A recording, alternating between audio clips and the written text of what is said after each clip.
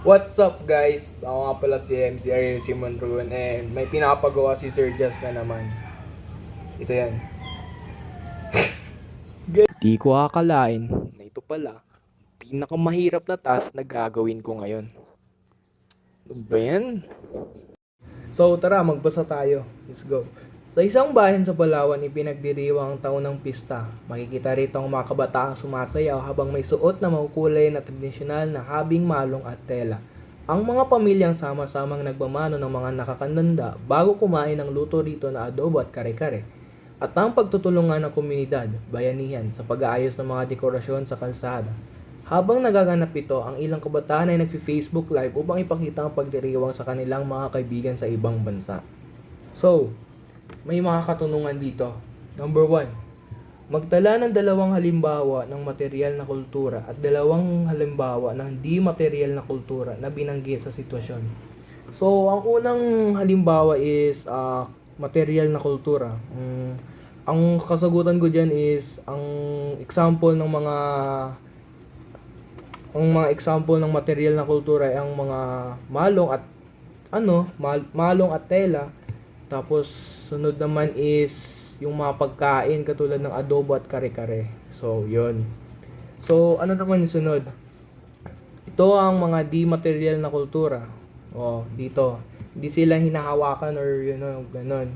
Ang mga nakasabi dito is pagsasama nun ay mga pagmamano sa mga nakakandanda at sa pagtutulungan ng komunidad o aka bayanihan.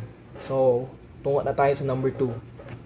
Tukuyin kung anong elemento ng kultura, paniniwala, pagpapahalaga, norm, simbolo, wika, or panitikan ang ipinapakita sa gawi na pagmamano sa nakakandanda. Ipaliwanag ang kahulugan nito sa lipunan. So, ang elementong ipinapakita nito ay ang pagpapahalaga dahil nirerespeto natin ang mga nakakandanda sa pagmano at sa pagsabi ng opo at po.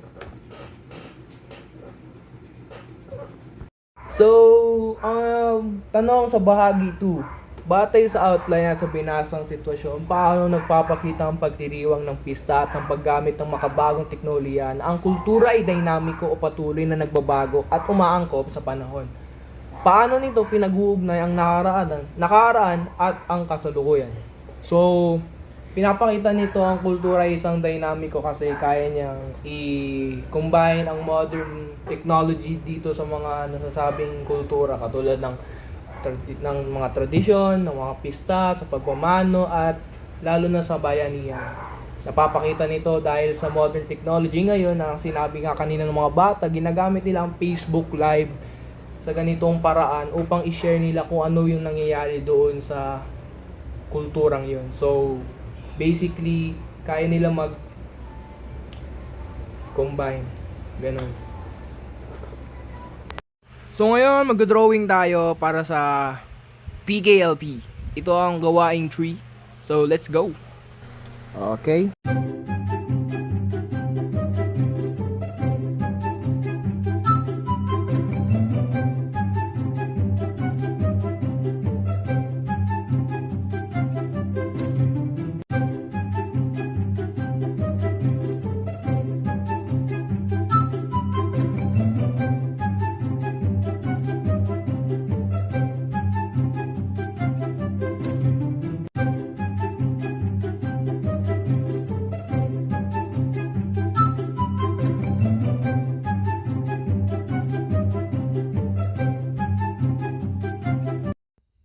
So, medyo nawala ang light, ang brown, na brown out tayo guys. So, tutuloy na lang natin.